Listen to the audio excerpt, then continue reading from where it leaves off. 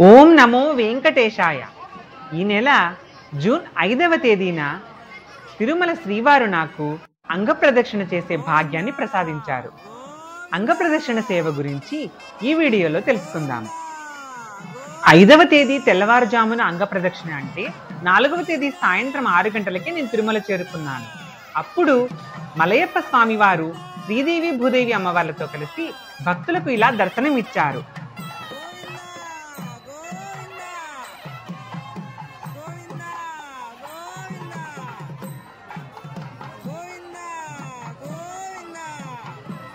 ఇంకా చాలా సమయం ఉంది కాబట్టి తరువాత కాసేపు నాదనీరాజనంలో శ్రీకృష్ణుడు ప్రదర్శిస్తుంటే అవి చూస్తూ ఉండిపోయాను.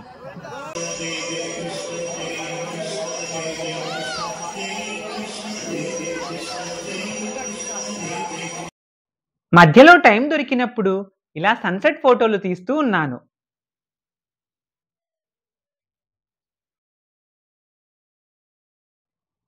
ఎనిమిది గంటలకు వెంగమాంబ అన్నప్రసాద కేంద్రానికి వెళ్ళి అక్కడ స్వామివారిచ్చే ఉచిత ప్రసాదాన్ని స్వీకరించాను. పరమాన్నము, పచ్చడి, కూర, సాంబారు అన్నీ రుచిగానే ఉన్నాయి. కానీ మా ఫ్రెండ్స్ వెళ్ళినప్పుడేమో మసాలా వడ పెట్టారు అని చెప్పారు మధ్యాహ్నం. నేను వెళ్ళినప్పుడు ఎప్పుడు మసాలా వడ పెట్టలేదు, మరి నేనే మిస్ అవుతున్నానేమో.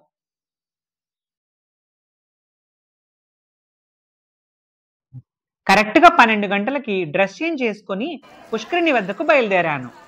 మెయిన్ టెంపుల్ పక్కన పుష్కరిణికి ఉన్న డోర్స్లో ఒక డోర్ మాత్రమే నైట్ ఓపెన్ చేసి పెడతారు.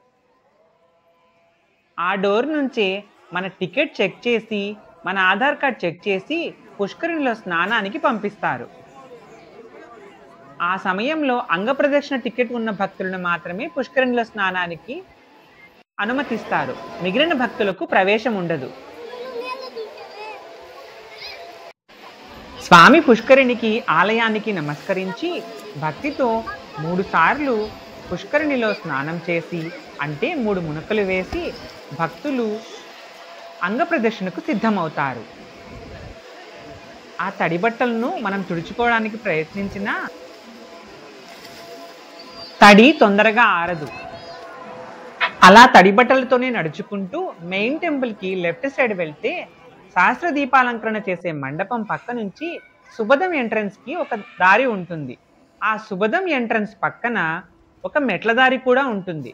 అక్కడి నుంచి మనం స్పెషల్ ఎంట్రీ దర్శనం వైకుంఠం కాంప్లెక్స్కి చేరుకోవచ్చు. ఇదిగో వీళ్ళంతా స్వామివారి దర్శనానికి వెళ్తున్న భక్తులు. ఒకవేళ మీకు తెలియకపోయినా వైకుంఠం క్యూ కాంప్లెక్స్కి దారి ఎటు అని అడిగితే అక్కడున్న భక్తులు ఎవరైనా మీకు చెప్తారు. అలా నడుచుకుంటూ ముందుకు వెళ్తే దారిలో ఒక చోట మనకు వైకుంఠం క్యూ కాంప్లెక్స్ ఎంట్రన్స్ కనిపిస్తుంది. దాన్ని దాటుకొని అలాగే మనం రోడ్డు మీద ముందుకు వెళ్ళాలి. అలా వెళ్తూ ఉంటే ఒక చోట సుప్రభాత సేవ కోసం ఎదురు చూస్తున్న భక్తులు కూడా మనకు కనిపిస్తారు. అది కూడా దాటుకుని ఇలా ముందుకు వెళ్ళి రైట్ సైడ్ తీసుకుంటే అక్కడ స్పెషల్ ఎంట్రీ దర్శనం అనే బోర్డు ఉంటుంది. ఇక్కడున్న మెట్ల మీద అంగప్రదక్షిణ కోసం వచ్చిన భక్తులందరూ ఎదురు చూస్తూ ఉంటారు.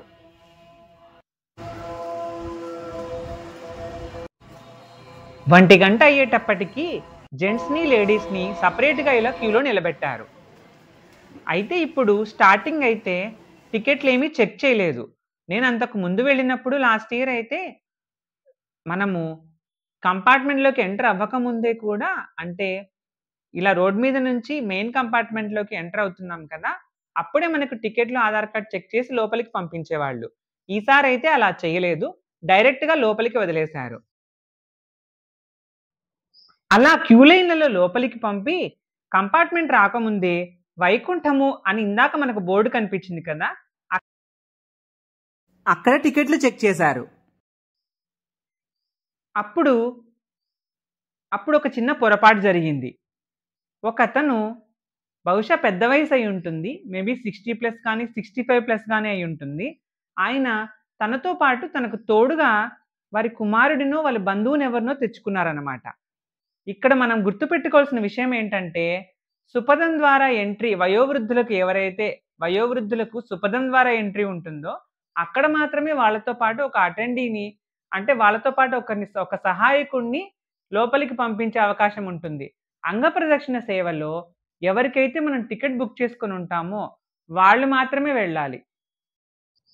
అంటే ఒక లాగిన్‌లో ఇద్దరికి టికెట్ బుక్ చేసుకోవచ్చు కాబట్టి హస్బెండ్ అండ్ వైఫ్ కానీ లేదా తండ్రి కొడుకు గాని, తల్లి కొడుకు గాని, తల్లి కూతురు గాని, అన్న చెల్లెళ్ళు గాని ఇలా బుక్ చేసుకోవచ్చనమాట. లేదా ఇద్దరు ఫ్రెండ్స్ అయినా బుక్ చేసుకోవచ్చు. ఇక్కడ ఏమైందంటే ఆయనేమో పెద్దాయన, అతనితో పాటు తోడుగా వచ్చిన అతనికి టికెట్ లేదు. వీళ్ళేమో బయట టికెట్ చెక్ చేయకుండా క్యూ లైన్‌లో లోపలికి పంపేశారు. సడెన్‌గా ఆ ఎంట్రన్స్ దగ్గర టికెట్ చెక్ చేసేటప్పటికి అతని దగ్గర టికెట్ లేదని అతన్ని వెనక్కి వెళ్ళిపోమన్నారు. ఆ పెద్దాయన అతనితో పాటొచ్చిన అతను కూడా చాలా సేపు రిక్వెస్ట్ చేశారు.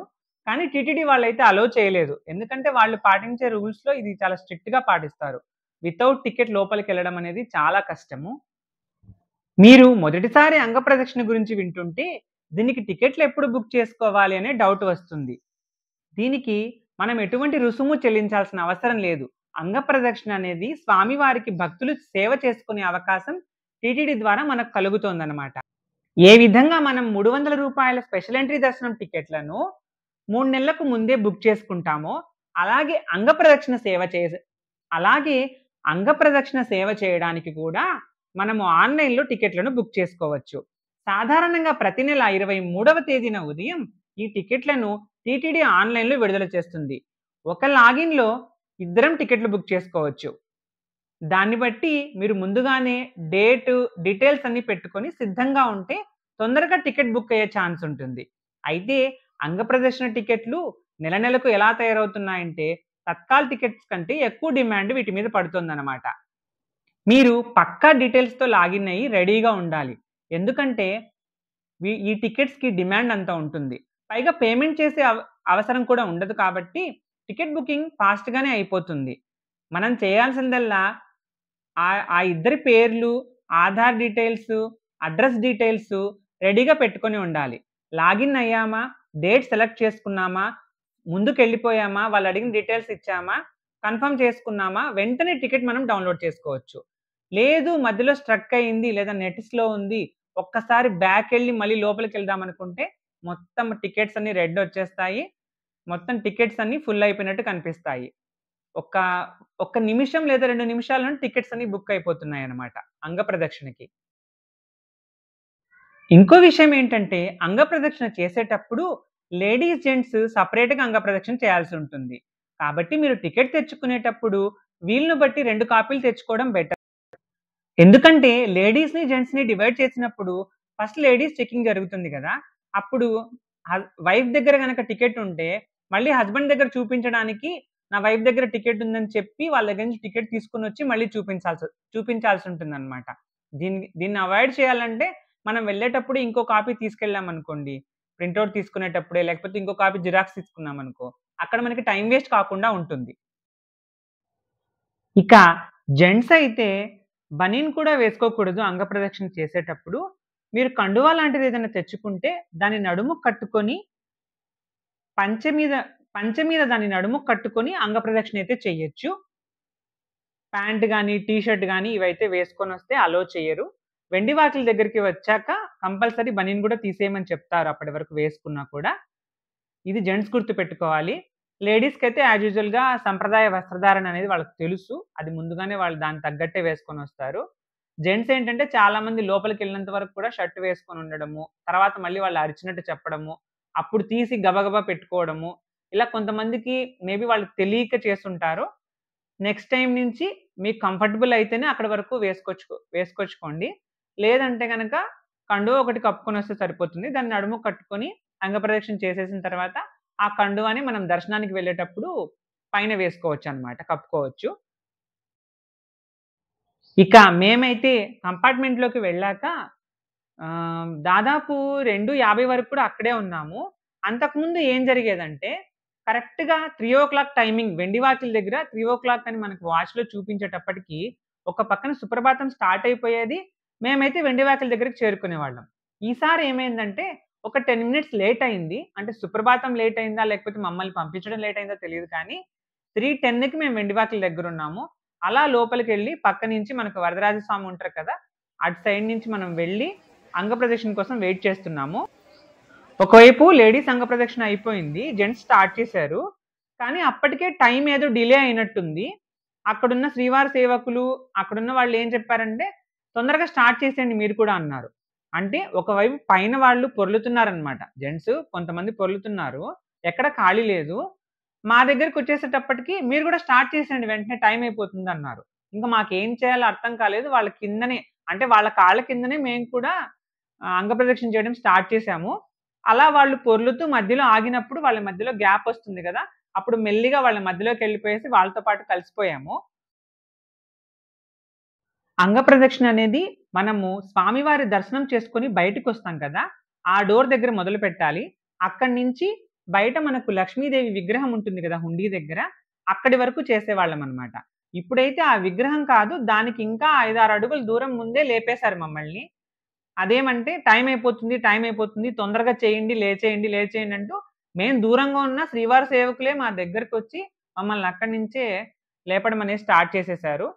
సో, ఒక రకంగా ఏమనిపించిందంటే ఎక్కడో ఏదో డిలే జరిగింది స్వామివారికి జరిగే దాంట్లో. లేకపోతే ఈ అంగప్రదక్షిణ సేవకిచ్చిన టైం ఏమైనా ఇది కాదేమో, దాటిపోయిందేమో అని అనిపించింది. కరెక్ట్‌గా తెలియడానికి మన దగ్గర వాచ్ కూడా ఉండదు కదా! పైగా మనం టీటీడీ వాళ్ళతో ఆర్గ్యూ కూడా చేయలేము. వాళ్ళు మనకు ఆ అవకాశం ఇవ్వడమే ఎక్కువ అని ఫీల్ అవ్వాలి.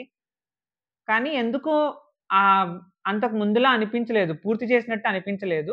ఇంకాసేపు ఉండుంటే బాగా అనిపించింది. అంటే ఒకవైపు వాళ్ళు చేస్తుంటేనే మమ్మల్ని చేయమని చెప్పడము, వాళ్ళ కాళ్ళ దగ్గరే మేము స్టార్ట్ చేసేయడము, మధ్యలో వచ్చి ఇరుక్కోవడము, పోనీ ఆ హుండీ దాకన్నా చేద్దామంటే అక్కడికి దాకా కూడా అవకాశం లేకపోవడము. సరే ఏదైనా స్వామివారు మనకింతే భాగ్యం ఇచ్చారు ఈసారి, మళ్ళీ ఇంకోసారి ఆయనే బాగా ఇస్తారులే అని మనకు మనం సర్ది చెప్పుకొని, దండం పెట్టుకొని బయటికైతే వచ్చేసాము.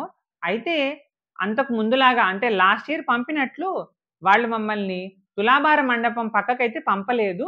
ఆ తులాభారం మండపానికి వెళ్ళే దారిలోనే అక్కడ డోర్ లాక్ చేశారనమాట. అక్కడే పెట్టేశారు. అంటే మెయిన్ ఎంట్రన్స్‌కి అడ్డం లేకుండా అటు సైడ్ పెట్టేశారనమాట మమ్మల్ని. సో, మేమక్కడే వెయిట్ చేస్తూ ఉండిపోయాము.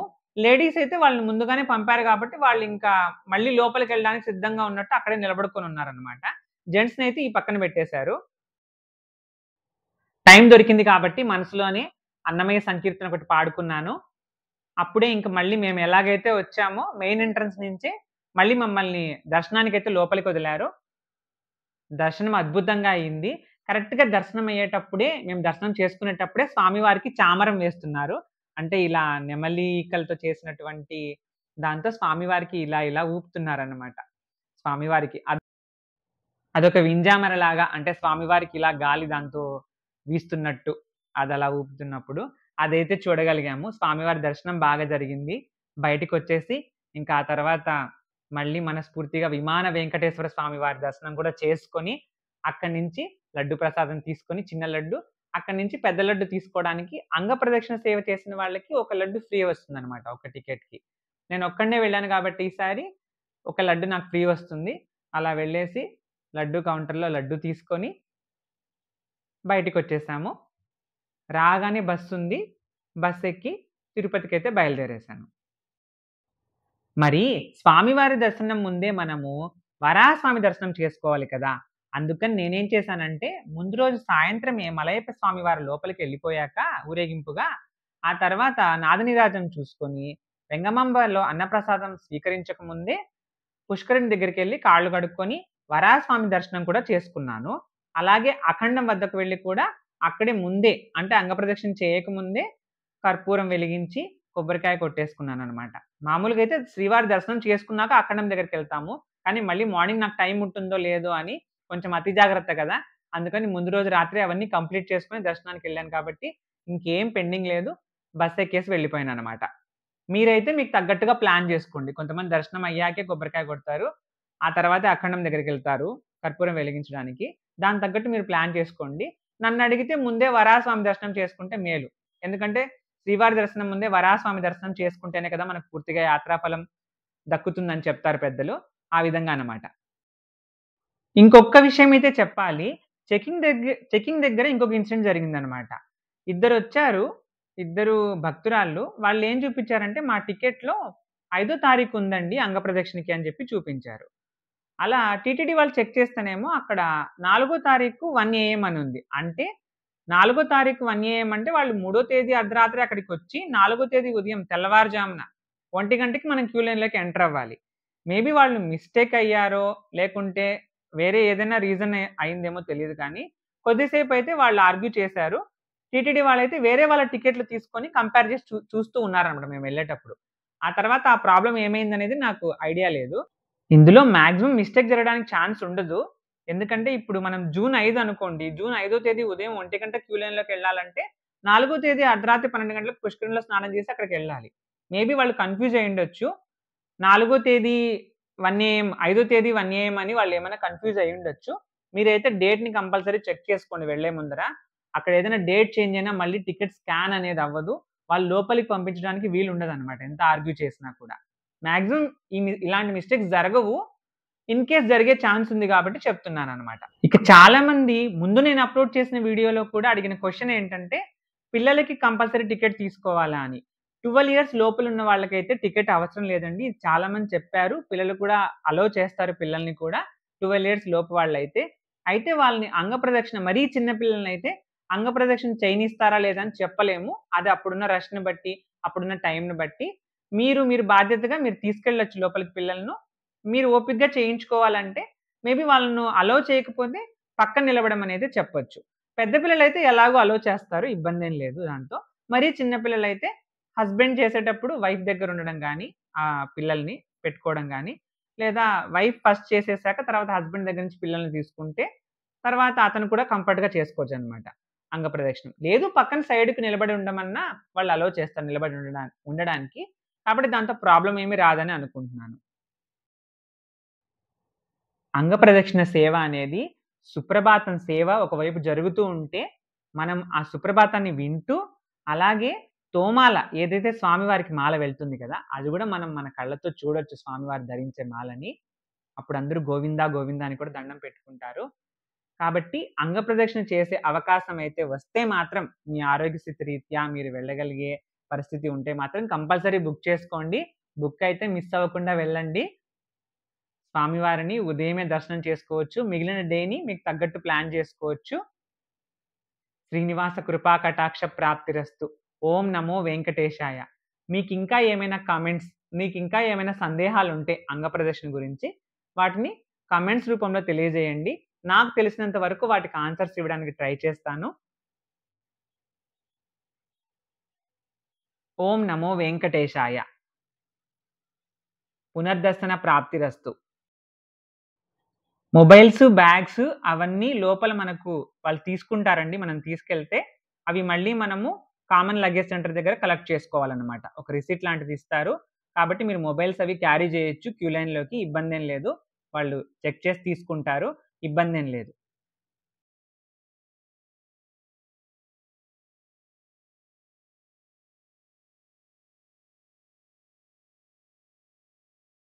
ఈ వీడియో మీకు నచ్చితే లైక్ చేసి షేర్ చేయండి. ఇలాంటి మరిన్ని వీడియోల కోసం ఈ ఛానల్ని సబ్స్క్రైబ్ చేయండి.